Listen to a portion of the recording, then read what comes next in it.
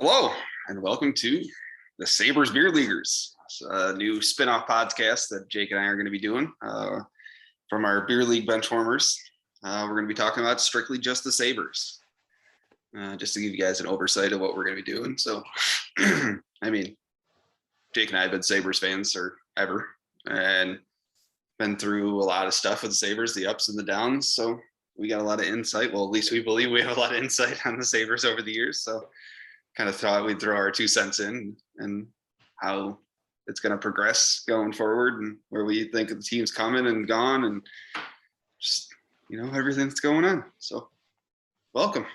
As you know, I'm Sean and Jake's here with me. So it's going to be, we're going to do this every couple weeks. Yeah, do a recap of 2 weeks span, so that way it's not super really watered down. Yep. Not a lot of saturation for you guys. Yeah. Plus we'll do some, I know we got an all-time Sabres draft that we want to do, so that will be a future episode. I know I want to go through the current roster and kind of pick out who we think will still be on the team next year and who won't be, whether it's free agency or trade or whatever. Yeah, and I think at the end of the season, I think we should do our own trophy ceremony. Okay. Who's like all the trophies on the team? MVP, in the league or just MVP, your Norris, your Vezina. We'll go with like most improved player. Okay, yeah, I can get behind that. Cool. Vezina, I'm pretty sure we're it's going to be pretty unanimous decision. Right. Yeah. Sabres. Yep. That one we'll start. Like when we do that episode, we'll start with that and just rip off the Band-Aid and dive right into it. Right. It's obviously Malcolm Subban. Yeah, exactly. I was going to say Michael Hauser. I don't even know if he's played a game this year for us. I'm sure he has. The way that they cycled goalies, I'm sure they have. Right. So we'll get a little bit into it. So Sabres have been maybe not on a hot streak, but they've been competitive as of late. Like the last 6 or 7 games, they've gotten a point, or 8 games now, 8-game point streak. They've won 5 of them. But they're not good. They're not the point. The fact that they're the laughing stock of the league right now. But I mean, we didn't expect them to play as well as they're playing right now, but they're at least enjoyable to watch.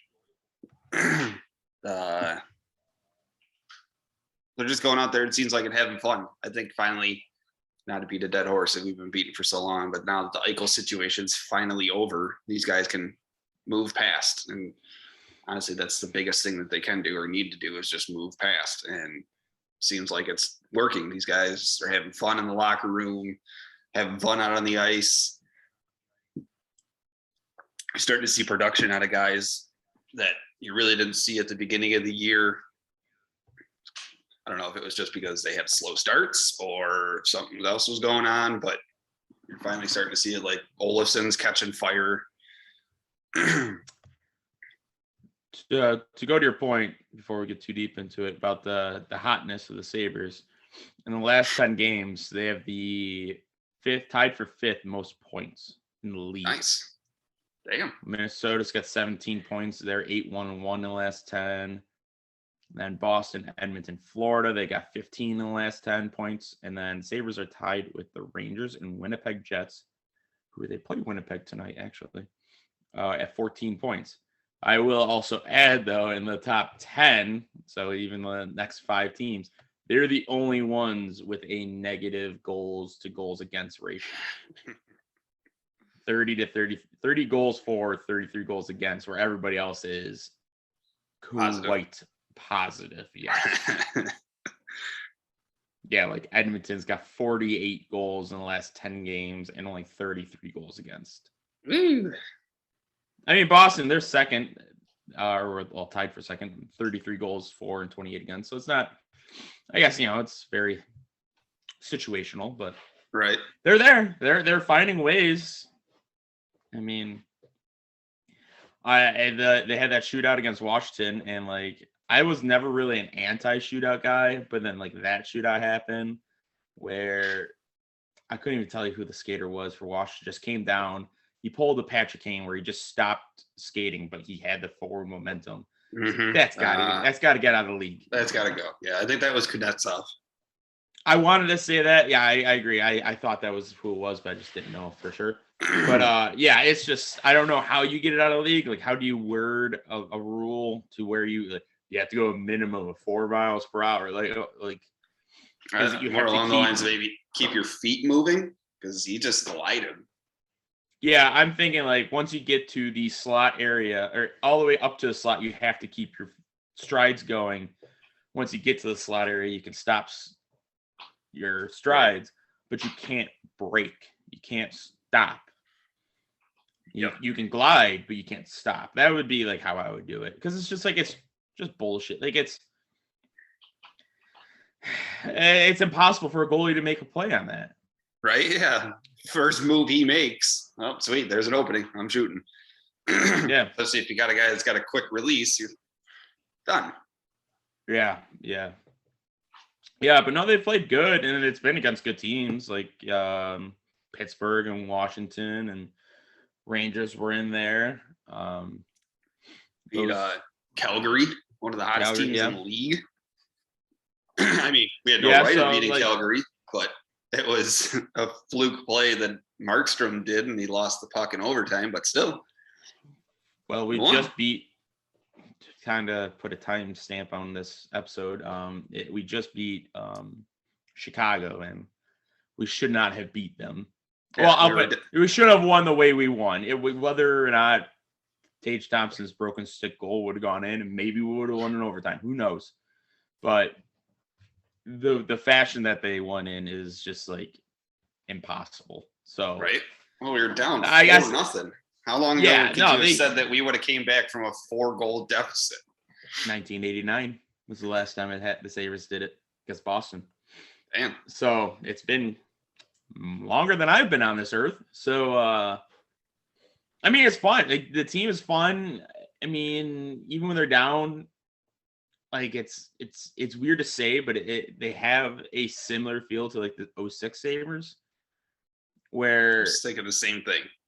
They're down, but they're not necessarily out. You think like, all right, like even they might even have a bad period, like a really bad period, but it's like, okay, like they could bounce back next period. They might not, but like they at least have that effort to where they could, like Kyle Poso and Zemgus Girgensons, they're scoring some goals, but they're not going to be your leading goal scorers, but they'll put in the effort to like grind it out and maybe produce some momentum or whatever it might be. It's just the 06 Sabres, they had it consistently throughout the season, where the whatever season we're in, 2022 season, 21-22 season, it's just been within the last couple months. Mm-hmm. Like you mentioned Olofsson, he was hurt, so it's like, has he been playing hurt? Is he just now fully healed? Right. That's a good point. I didn't even think about that. So I was hoping they would trade him. Like, who knows what happened, what his future's like. There's a lot of players where like they got futures. What those futures look like, if it's on the Sabres or if another team takes a chance on them or what have you. I mean, the problem we're going to have, especially when we get to the episode of who's on the team, who's not on the team, is there's a bunch of young kids like Quinn and Peterka, even that Ryan Johnson defenseman that plays in University of Minnesota right now. He's only got Final Four and then the championship possibly, but does he slide in? What happened? Obviously, Owen Power's got to be on the team.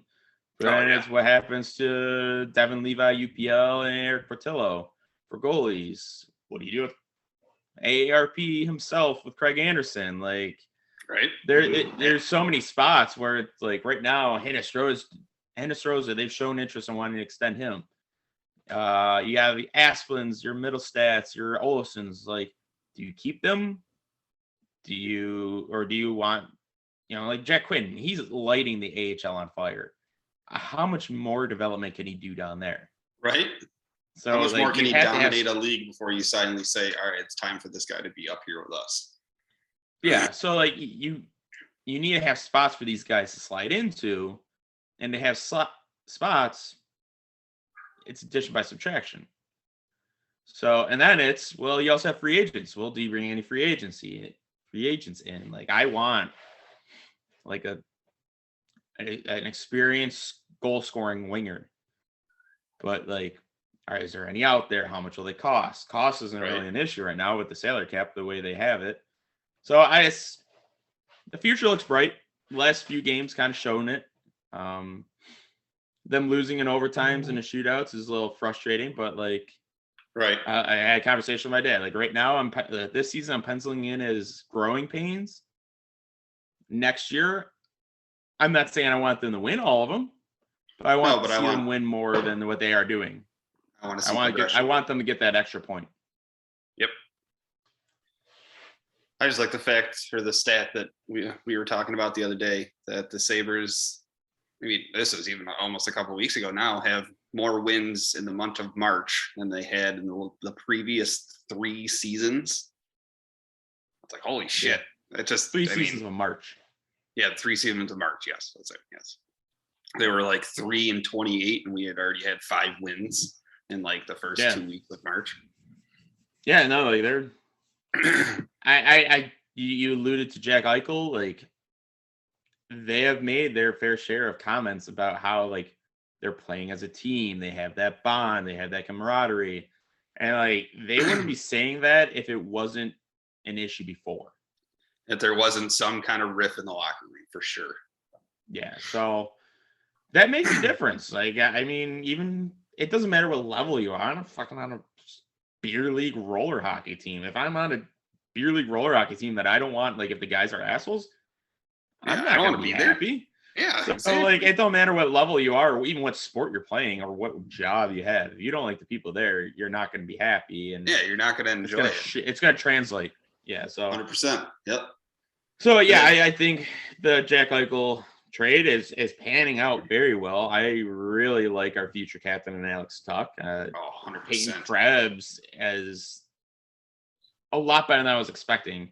Yeah, like I honestly, because for years, or not years, but I kept reading about him, and like when originally the Eichel trade talks are coming out, and there's like, oh, Vegas is in the mix. I'm like, who does Vegas have? They have no prospects. They've traded everybody away. Oh, they got Peyton Krebs. I'm like, I don't know how I feel about this guy. I mean, I really didn't know too much about him, but I'm like, he was a late first round draft pick because Vegas had the high pick. It's like, I don't know.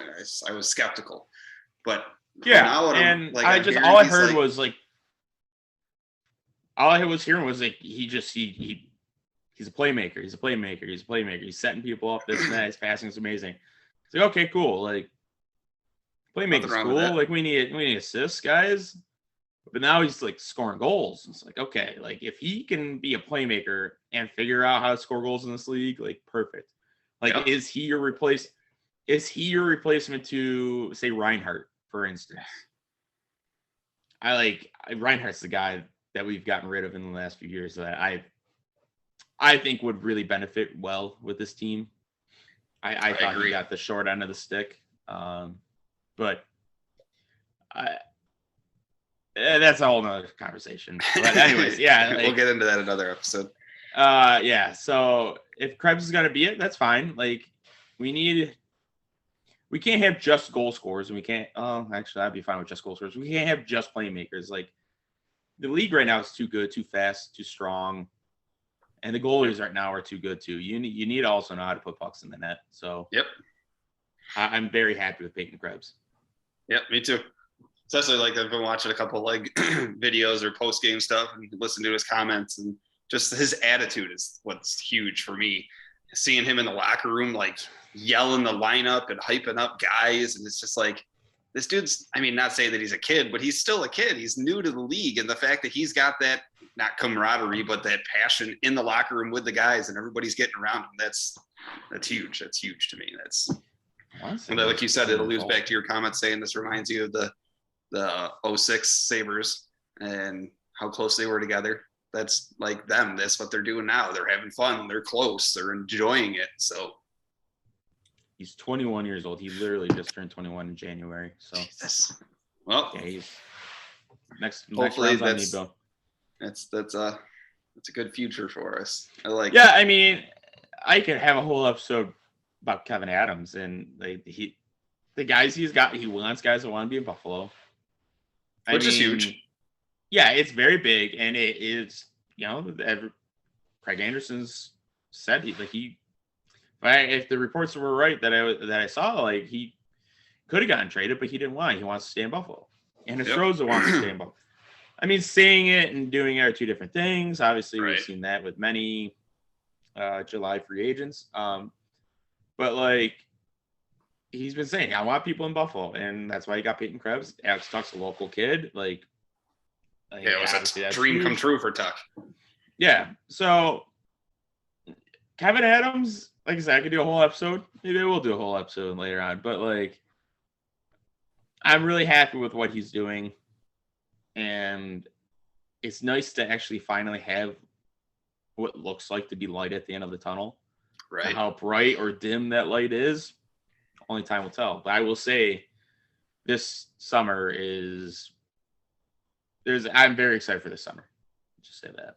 Yep, me too. And it was like a lot of the I was watching a lot of the trade deadline shows and stuff. And I was like, oh, the Sabres really didn't make many moves, and Kevin Adams didn't do as much as he thought he was gonna. And I'm like, all right, I understand. Yeah, you unloaded. What was it, Hag? Robert Hag, yeah. Yeah, I'm like, all right, you got a pick for him. But then Kevin Adams made the comment when he talked to his press conference. It's like, I don't really want to break up what these guys have going because we kind of want to build that, chemistry together. And if I'm going to break these guys up, like isn't going to really gel well. I understand that you want to build for the future, but also if you think these guys here right now are part of the potential future, let them keep working together. Yes, they need to be a part of it. How big of a part of it? Right. Is Olofsson a part of the future? With the 06, you had those core guys, especially the core young guys outside of your superstars in Briere and Drury. Yep. But you had those young kids in Roy and Stafford and Palmville and Vanek and Miller and list goes on. Costed. But eventually he's gonna we praise him for bringing in people that want to be in Buffalo. Well, this offseason, you're probably going to have to overpay somebody just to bring him here that doesn't want to be in Buffalo. Then when he's here, maybe he'll like to be here. But, right. You can't just – when I play my GM modes, I like to be the youngest team in the NHL, but it works out because I'm creating it or whatever. I built the team, whatever.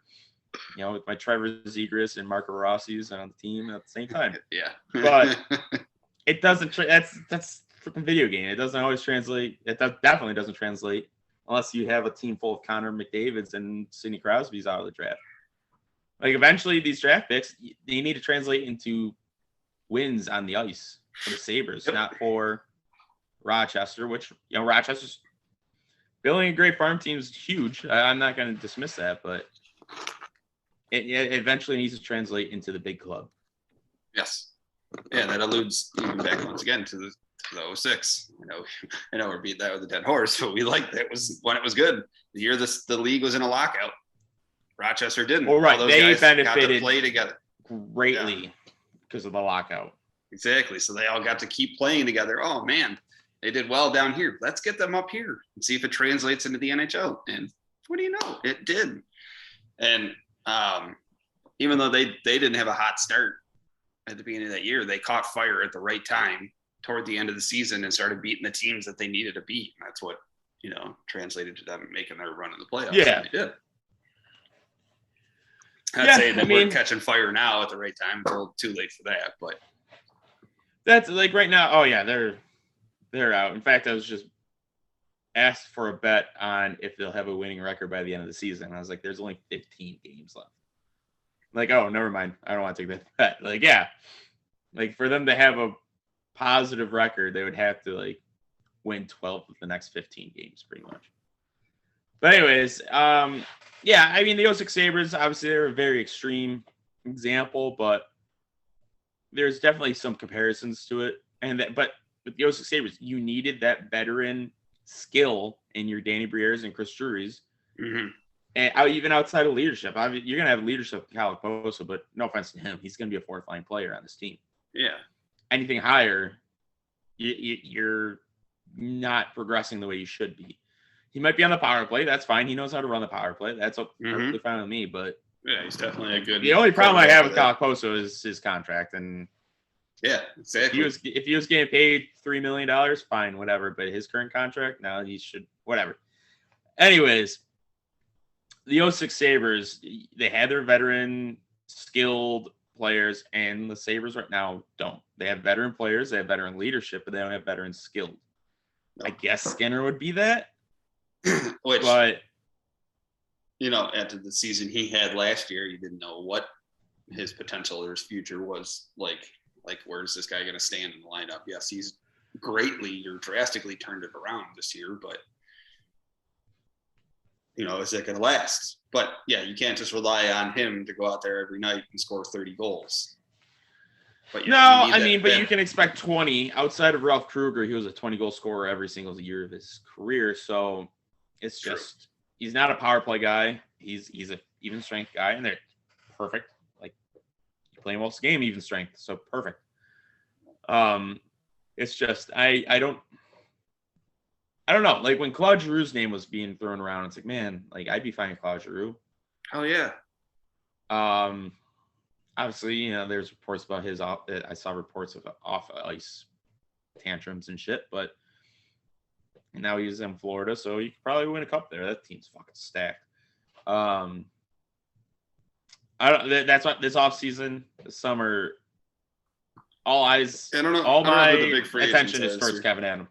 Yep. Yeah, no, I got to look at the list and go through that. Like, who's going to be on your defense? Who's going to be on your right side of your defense? Your left side's pretty stacked with freaking Owen Power and Dahlin, and I think Sanderson, who I am in love with. I am. And then it's, what do you do at goalie? There's a lot of question marks, and it's just, this is as blank of a slate of a team as you could possibly make it. Your only dead cap contracts are Okposo and Skinner. Everybody else is making favorable contracts.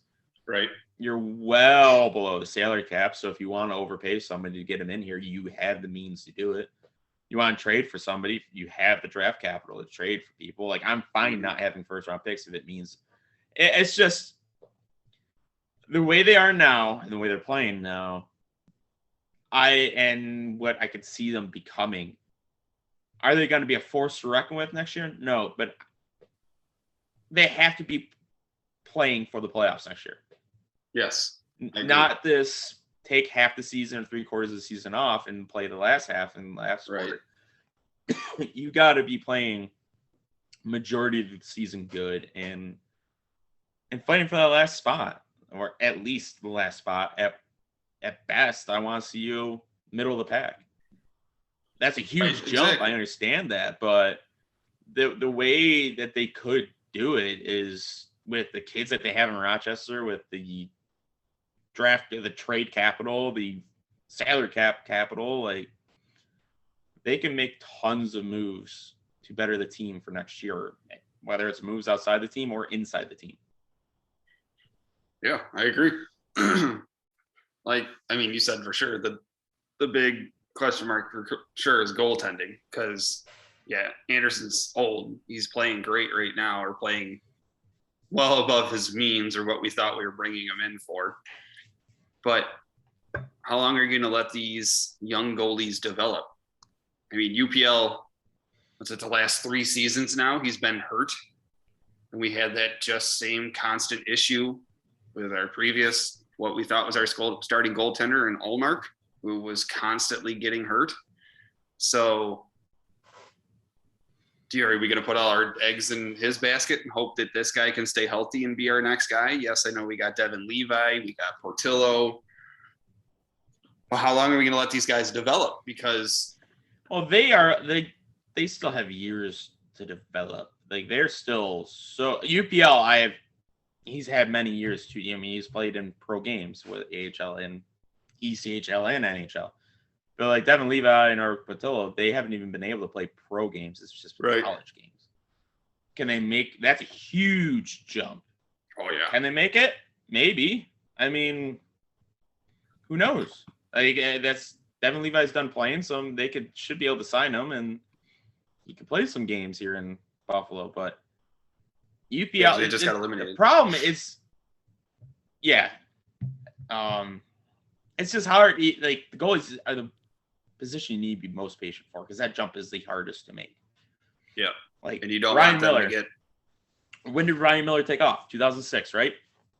He was drafted in '99, so it took 7 years for him to take off. That was what I was alluding towards. Like, how long are we going to take for these guys to develop? Because if we're going to kind of go on past history with Ryan Miller, well, okay, we let him cook for that long, and I mean, yes, it panned out, but I understand fans and the ownership and general managers are not impatient, but we'd like to see a product progress a little bit faster than that. Yeah, I mean, you had those guys like Jordan Binnington, who I don't even know when he drafted, but he came out of nowhere. So, Cal Peterson, whatever the fuck you say his name, from Notre Dame, who was Sabres property, like he made that jump. He's playing in NHL right now. I believe he's LA's starter. It's Quick's been in and out of the lineup, but they're second in their division.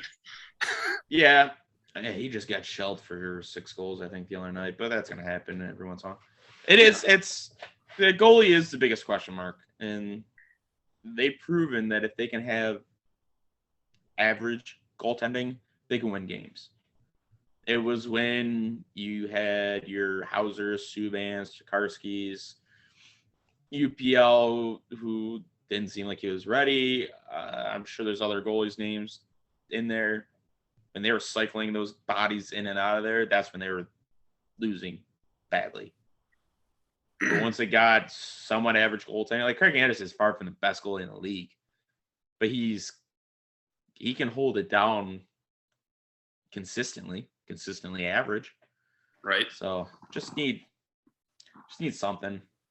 I don't even care if they go out in free agents and get a stopgap goalie and these kids are continuing to develop in the minors. UPL, he needs to make that jump. If he can't make that jump now, though, like he's had every opportunity to take this job. If he needs to be able to take the job, it's just, is he going to be Miller or is he going to be Mika Nornen who can't take it? Right. Even if you went out and got Marty Baron was another one. Yeah, even if you got another veteran, like go out and like get like a Holtby, even somebody that I mean I would say he's a little bit better than Craig Anderson, but another veteran presence goalie. I mean, I always kind of allude back to, do the players really know? I mean, does it really affect them who is in net on a night-to-night basis? Yes, I understand the goalie's got a job to go out there and stop the puck and whatnot. But if you had a real definite number one goalie that, you know, okay, this guy is going to maybe stand on his head so we can kind of cheat a little bit, or, oh shit, this guy's in net tonight. Do I got to really step up my game? I mean, they allude to saying, no, that's never really a factor. But like, you telling me that when Vasilevsky's in net, the Tampa Bay doesn't play a little bit lackadaisy compared to when they have their other guy in net? Like, yeah, no, like you said, you can cheat up a little bit when you got Hasek behind you, but when exactly, you got me behind you, you got all hands on deck on defense. Like, exactly. So does that play into the factor that the Sabres don't have a real definite number one or elite goalie that they can rely on when they need them? But I mean, it also plays a factor where, all right, they're in our zone. Well, they scored. Now it's face off in the center ice. Like, it's hard to break out when the puck's in your net. Right. So they can't even stop a beach ball. I don't care how good your defense is. I'm not saying we have great defense. That's that'll be another conversation. But like, they didn't have good defense then either. It was bad combination of bad goaltending and bad defense. Yep. The future looks bright. In the last 10 games, shown it, and they battle. Right. They battle every night. Even when they're down, they're battling. Yeah, they're not laying down. And I don't think you could have said that maybe a year ago, 2 years ago, just the way that the attitude was in the locker room. The fact that these guys, regardless of who's there and whatnot, these guys they're still fighting. They're still, but the best part is it's not that they're relevant, but people are talking about them. They got on national TV and beat Toronto in the Heritage Classic, and that people are making all these comments. And then the whole Eichel game, and they beat Eichel, and everybody's like, holy shit, these guys just beat Jack Eichel in his return to Buffalo. And then the previous time they played Toronto before that, they beat Toronto again. They beat the wheels off them. It's like, wow, the Sabres are beating teams that they really don't have contests with. And it's like, okay, they're getting that buzz, and if you can sustain that, even if it's, you know, they always said no publicity is bad publicity. So having the bad publicity or the bad comments out there, it's like, all right, well, you're still talking about the Sabres. So yeah, like even Washington, Pittsburgh, like Winnipeg tonight is a very good team, so we'll see how they do. They're just at the very worst, they're entertaining, and they haven't been for years. Like, nope. I want to go to games now. Right, exactly. I mean, this Friday is the RJ game, and I want to go to it, but I got work, so I can't unless I call in. Lucky. Buy a plane ticket; they're cheap now. I can't imagine for that game it will be. Nah. I hope that the place is sold out for that game. It's got to be. If it's not, I'm sorry. That's disgraceful. And the guy's giving his blood, sweat, and tears. He literally had a stroke on air. Yeah, on air. They had to have Kevin Sylvester come on and finish the game. Yeah, so, but anyways, yeah, they're at least at the very worst entertaining. And at the best, they're winning games. And that's all I can ask.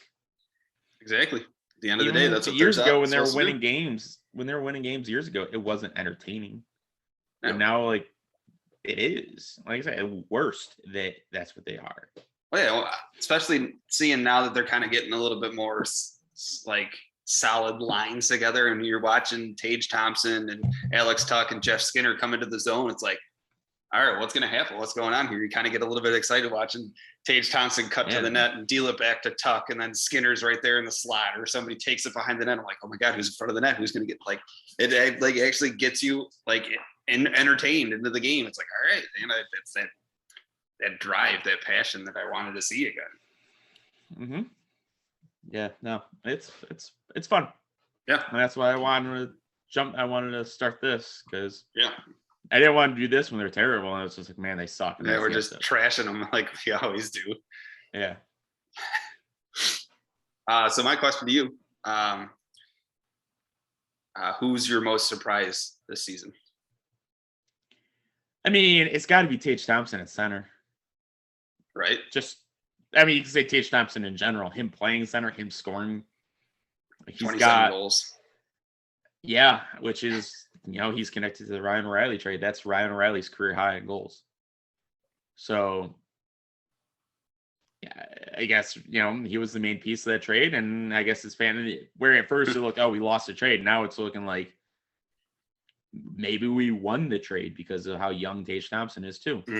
And Ryan O'Reilly's not having that greatest of a year this year. He's struggling. Yeah, it's pretty. Yeah, it's far from his best. But anyways, yeah, it's got to be Tage Thompson. Outside of that, I mean, Matthias Samuelsson stepping up and just playing very solid defense, and not only playing solid defense but contributing offensively too. Right. Watching some of his breakout plays and his zone entrances, it's like, oh shit! All right, this guy's like kind of has a good vision of the game, and at that young of an age, it's like, all right, I can see that working. Yep. Yeah, no, I mean, there's plenty of others, but I would say those two are my top two. Pick one on offense, pick one on defense. Right. I you know me, dying to hate to say that Tage Thompson, because I never was a really I'm far from a Tage Thompson fan, but hey, I've been saying I hope he proves me wrong. Exactly. And Same here. Fine. I'd be happy. He's doing it right now. Yeah.